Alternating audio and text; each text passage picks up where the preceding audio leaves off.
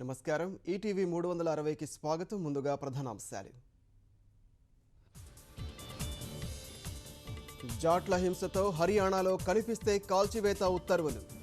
2 జిల్లాల్లో కర్ఫ్యూ, 9 జిల్లాల్లో సైన్యం మోహరింపు. కేంద్ర ప్రభుత్వ ఉద్యోగులకు 6% డిఏ పెంపు.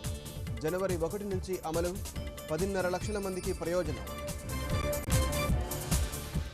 గొంతెమ్మ కోరికలపై వెనక్కి తగ్గిన సింగపూర్ కన్సార్టియం.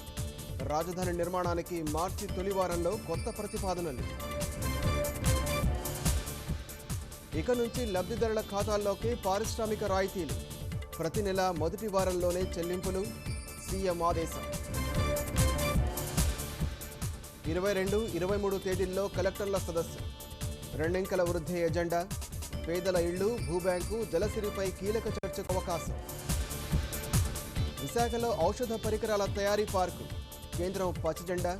తరలిరానున్న వేల కోట్ల పెట్టుబడులు, ఉపాధి అవకాశాలు. ఆఖరి అంకానికి మేడారం జాతర. పోటెత్తుతున్న భక్తజనం. సాయంత్రం అమ్మవార్ల వన ప్రవేశంతో వేడుకల ముగింపు.